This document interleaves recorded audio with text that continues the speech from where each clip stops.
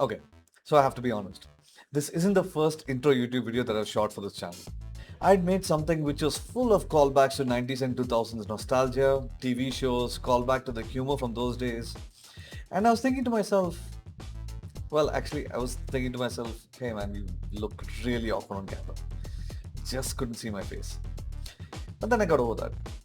And then I was thinking to myself, hey, this is not such a bad start. It's not like this is your full-time profession. You just learned the basics of video editing, you stitched a video together, and it was okay. And I was okay with it. And I was geared and ready to go. But then recently I came across an article which I read which changed my lens on how I would want the first intro video to be for this channel. Let's take a look at that, shall we?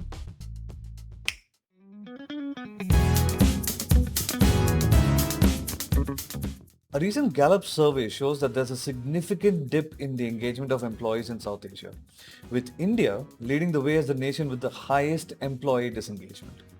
The survey found that India is the country where employees identified as least thriving in their profession reported the highest percentage of daily sadness and felt a concerning decline in their well-being, specifically their mental well-being. This isn't a one-off. It's been on the decline over the last 3 years, and I can't imagine it being any better today in 2026 than it was before. The last peak of engagement was between 2020 and 22. And no, it's not just the employees. Even managers reported a significant dip in engagement. In a 4-year range between 2022 and 25, manager engagement declined 9% from 39% to 30%. That's massive. That's nearly a 25% dip in engagement between those years. The word disengage can be a little misleading here. It's not like employee engagement as we've come to know it, but rather refers to employees that are emotionally and mentally checked out or are not invested in the success of the company anymore. Basically, they're just coasting or on neutral gear, physically present but mentally absent. Disengaged employees aren't good for any organization. Usually, what it leads to is quiet quitting, a decrease in the morale of other employees, an increase in the burden of work that others need to carry, or just staggered innovation. And when managers are disengaged, it can lead to a loss in direction, it can lead to the turnover or the quitting of some very good employees. Or worse, it can lead to the erosion of culture all the way from the top. Employees are disengaged, managers are disengaged. Is there anyone who is engaged? Sounds like a real monkey leading the circus kind of situation.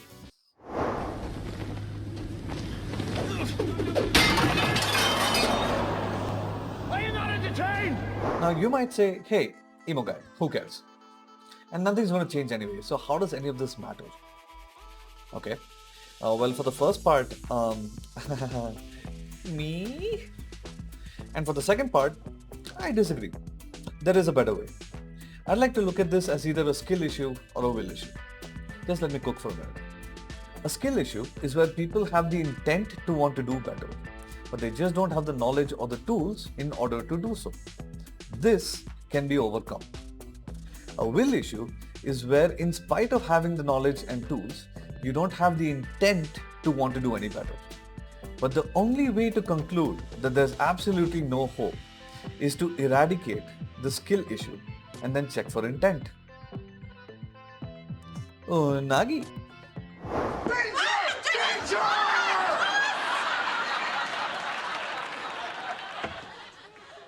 the hell was that? A lesson in the importance of unagi.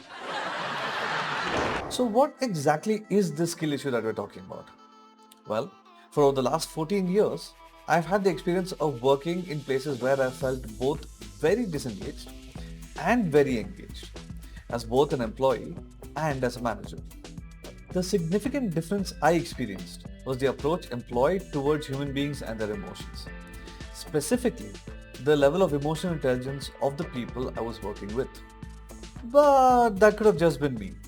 So I did some digging, and what I found is pretty interesting. A Forbes article concluded that EI is the number one leadership skill of 2024. LinkedIn research shows that EI beats hard workplace skills in 2025.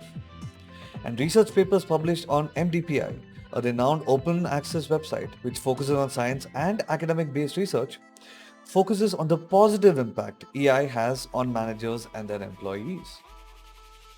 In short, these articles and studies suggest that from the perspective of leaders, 58% of the job performance of the role is based around EI, and high EQ executives perform 35% better at their role. From the perspective of employees, this leads to about a 36% reduction in burnout and 25% higher engagement. And here's the kicker. From the perspective of companies, this leads to about a 23% increase in profitability, 25% higher productivity, and high EQ organizations are 22 times more likely to succeed.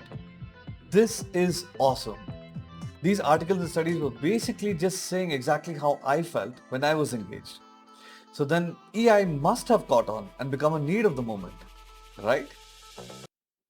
Right? Well, funny story. There are over 1.47 million schools and over 70,000 higher education institutes in India alone, catering to over 250 million students.